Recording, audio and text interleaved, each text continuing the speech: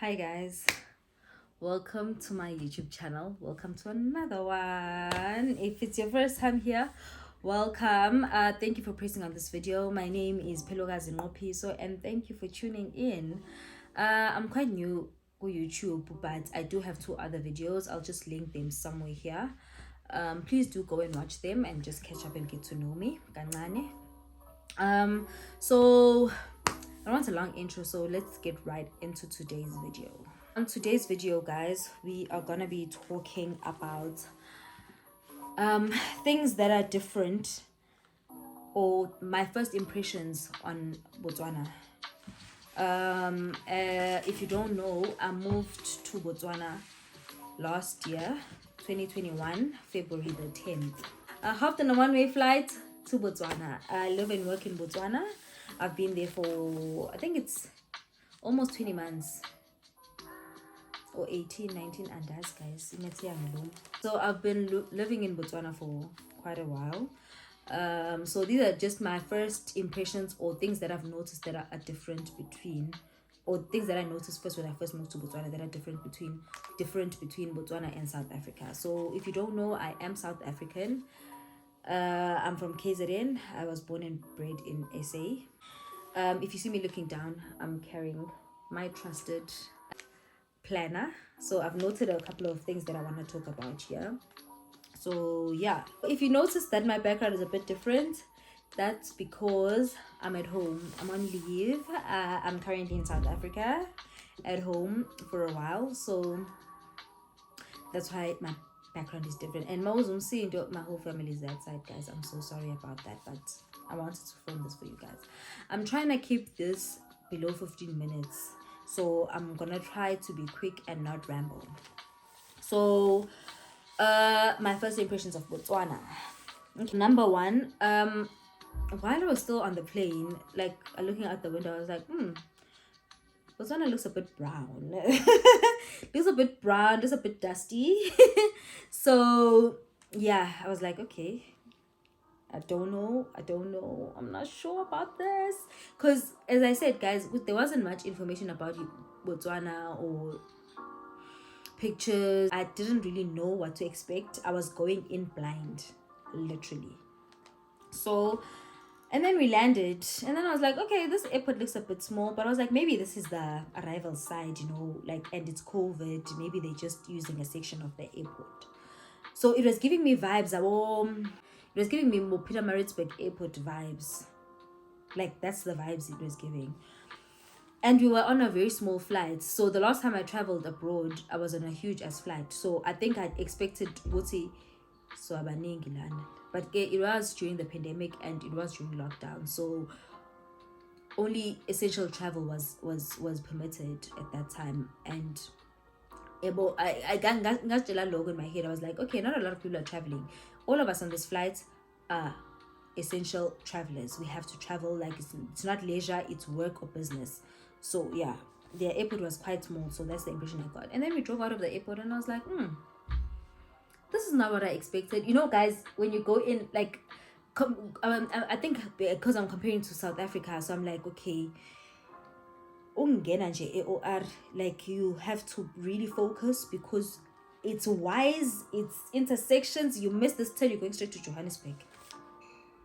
So like, that's what I expected. P10, but it was nothing like that. It was just a straight road. So because obviously Gaborone is the capital city, so in my head I was expecting capital city vibes, like big city lights, high buildings, a lot of roads, intersections. So but it was nothing like that. So for me, driving out of the airport, it felt very underdeveloped. It felt very rural.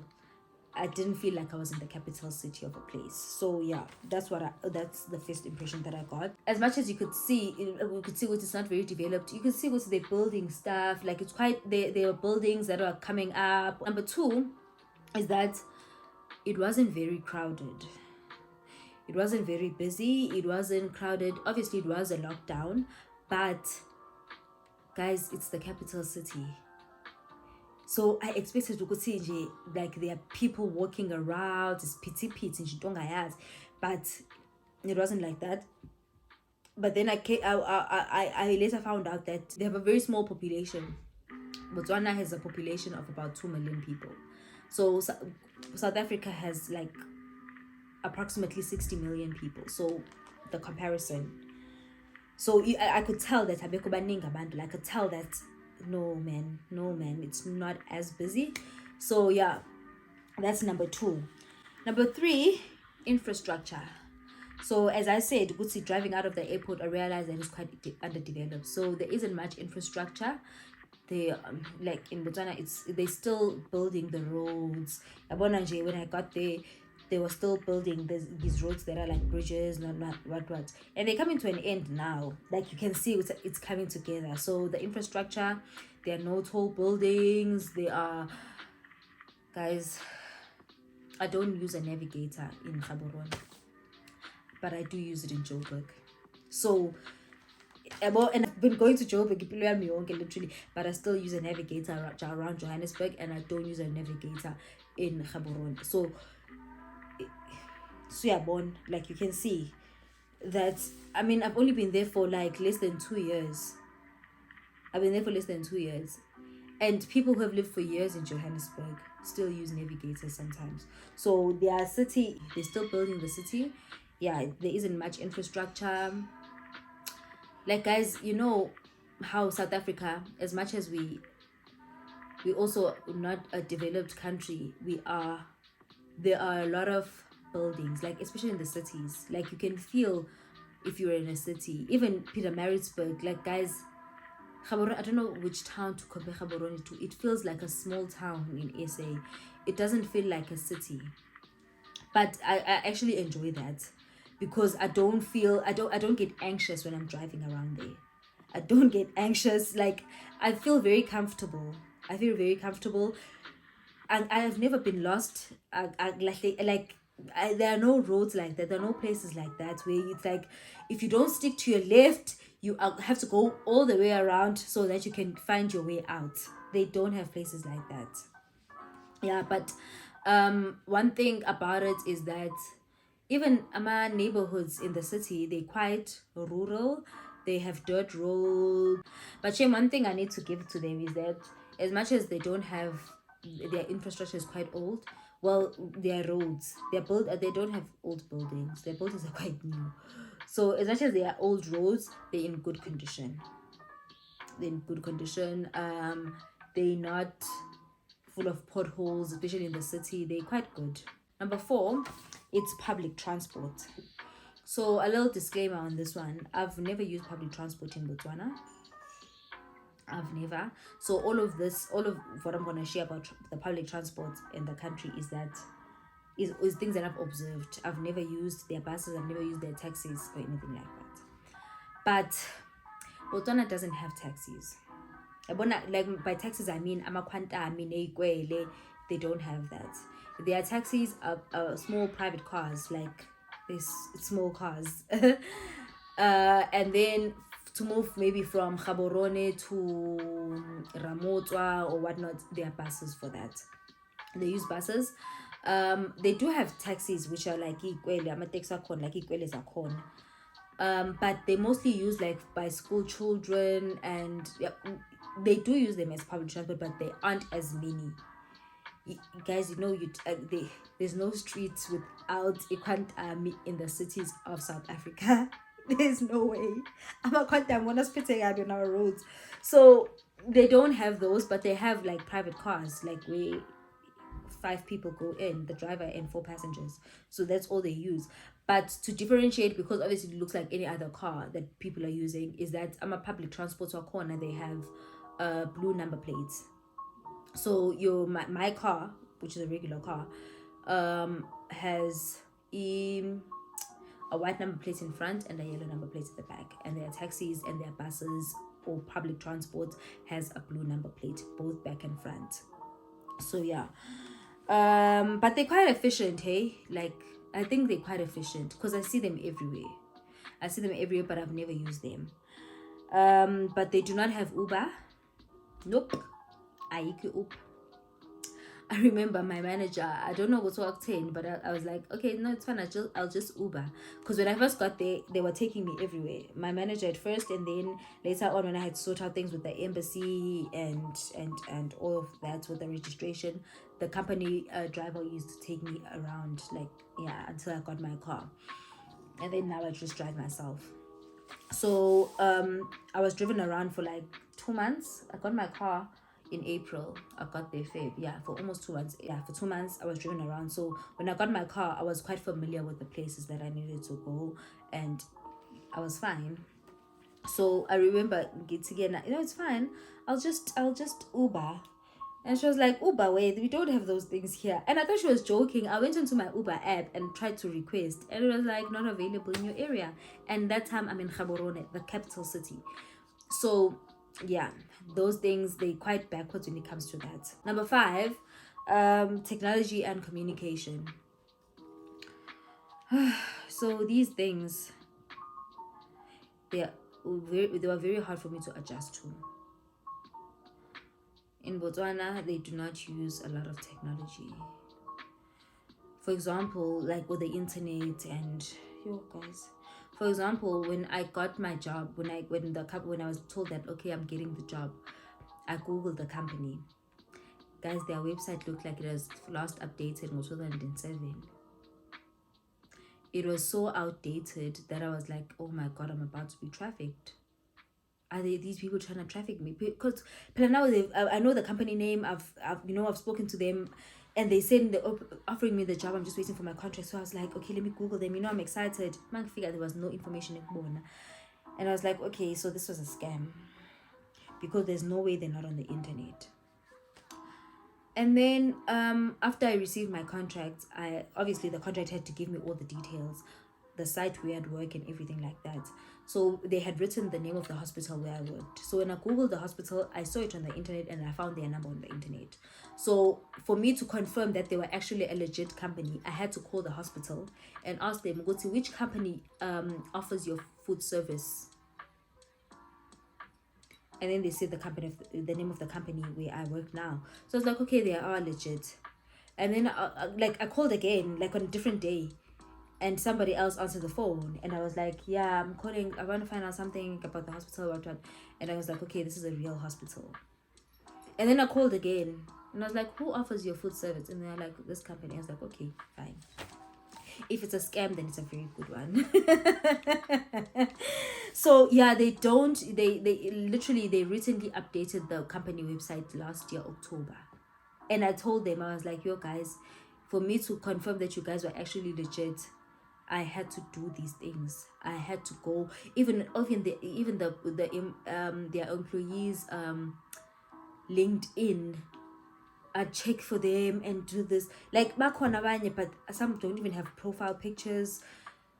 Oh guys, yeah, but the internet, they don't use it. But shame, they're getting better, because I was looking at the company where I work. I was like, okay, when I go to the website, you can actually tell that it's actually a company where people work. There are names, there are things that you can look at. Yeah. But they all like that. I remember the first time I tried to order something online, got this came. Yo, the guy ngangikhuluma naye over the phone, kwangathi I'm talking. It was just gibberish all over. Like kwangathi you couldn't think, sure, it's impossible to do.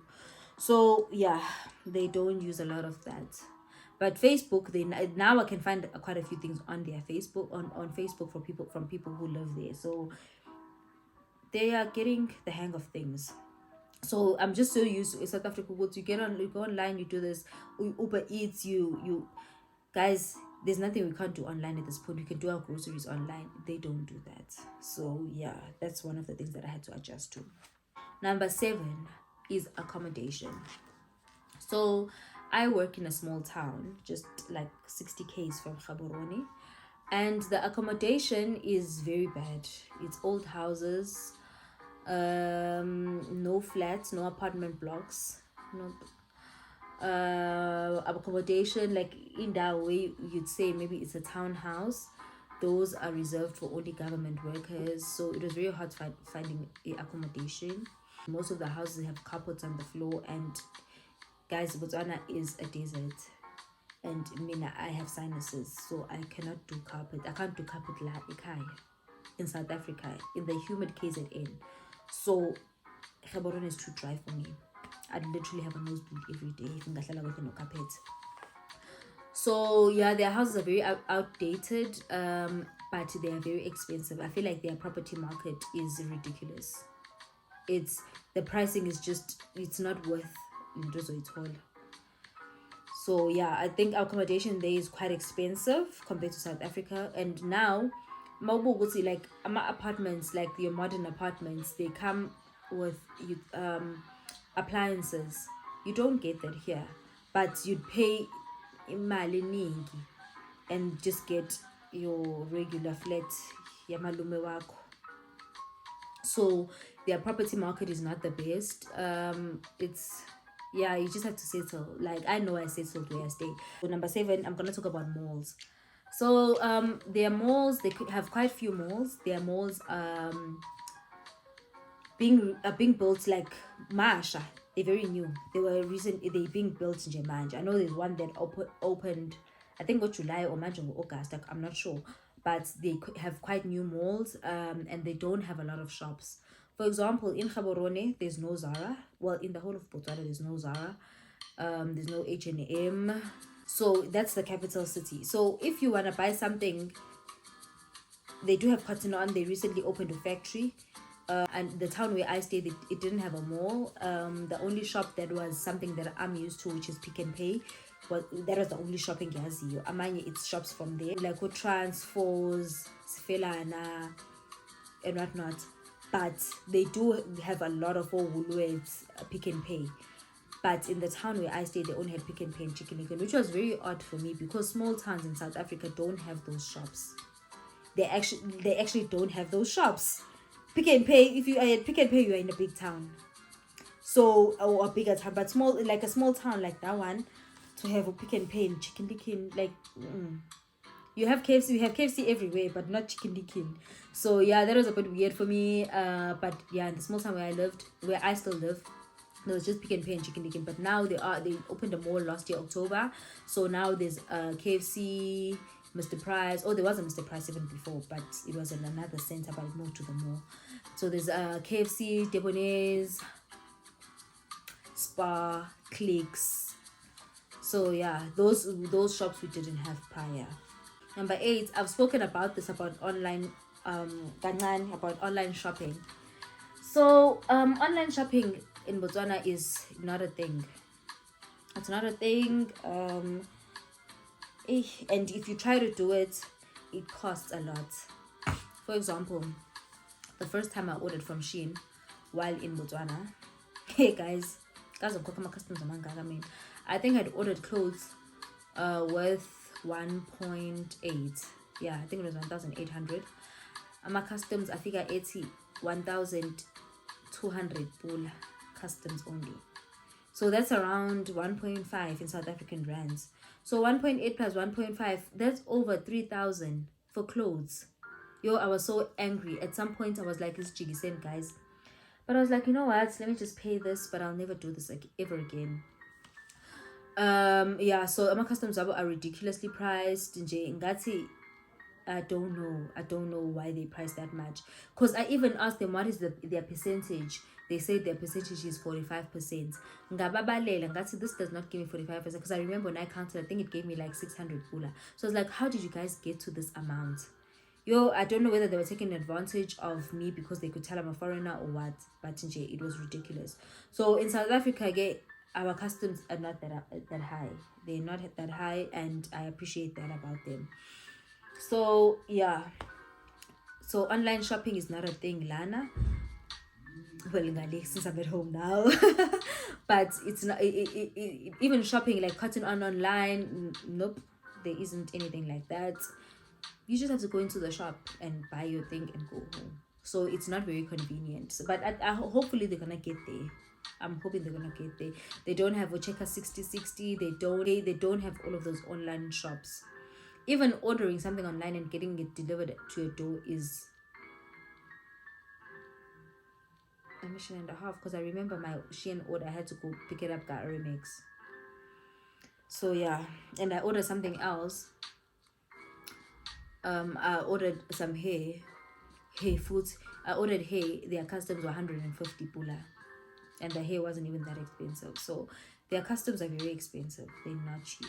But Nakhon, they didn't deliver to my door. I had to go pick it up at Sprint Couriers. So yeah, their online shopping is not that good. But that was last year, so I've never tried ordering ever again. So I don't know how they're doing now. But yeah, that's my experience and that's my impression. That's what I received. That's what I saw. That's what I experienced. So maybe someone else experienced something different, but this is my experience. Number 9, crime. So crime in Botswana is not as high. I don't know whether the music is loud. I'm feeling like this one is loud. Crime in Botswana, I'd say is not no, let me say violent crimes in Botswana is not as bad as in South Africa. But petty crimes, I actually think it's the same. Cause I've experienced I'm speaking from experience. I've experienced crime firsthand. My house was broken into and my belongings were stolen. So yeah, and they stole also wheel caps wam wemoto. Guys, like I was at church. Mom put me something in imoto my nama wheel cap. Like as I'm walking from a distance, I'm like, is that my car? Hey bo, is that my car? Why does it look so different? What's wrong with my car? And my son is like, what's wrong, mom? And I'm like, hey, mama, will come some gone. They stole them parking lots as this one doing. So there is crime, but mostly it's petty theft and whatnot, but not violent crimes. But I don't know what they would have done to me if they'd entered my house while I was there. So, but there are people who obviously murder people, but Botswana still has the death sentence. So it's not as high as in SA. And yeah, but it does happen. I'm not saying it doesn't happen, but it does. It does happen, but I just don't think it's as high as in South Africa. Like even in Botswana, guys, street beggars.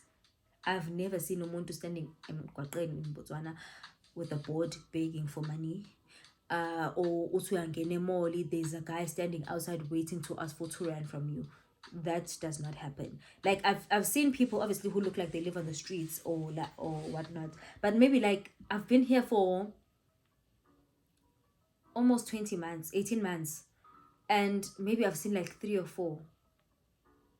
Like the if stats, it's insignificant. So there isn't a lot of people who are amapara work emgaqweni. Though there are thieves obviously, but I work on the roads. They're not everywhere. They like you. I also pull my ubon. Let me just hold my bag close to me. I can't touch my phone. My phone must be in my bra. No. So they don't. There aren't a lot of people like that. And I don't feel like I need to look over my shoulder all the time. I don't feel like I don't want to stop at a robot at night. Well, I don't drive at night. So, but I don't feel like that. But I'm not saying it doesn't happen. It does happen. People's bags are being snatched. People's phones are being snatched. But it does happen.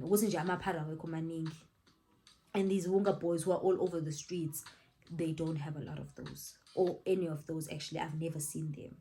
I've never. But for me, I've in Gaborone, I've never seen. Where I stay, I've never seen. But there is crime. There definitely is crime, but it's just not as violent as it is in South Africa, where it's like, they were stabbed, they were shot, and it's happening every weekend. And I actually live quite close to a club or a bar, and even drunk people like stabbing each other. It does happen, but it's not as common as it is in South Africa. It's not. Go my observations one. Number 10 is street names. So Botswana does have street names, but funny enough, their street names, some of their street names are named, some of their streets are named after Nelson Mandela. Mina guys, I've never seen a street in South Africa that's named after Seseretse Kama or Kama. I've never. I don't know if it's Kona. I stand to be corrected, but I've never seen it. But they have a Nelson Mandela Drive, Chris Hane Crescent.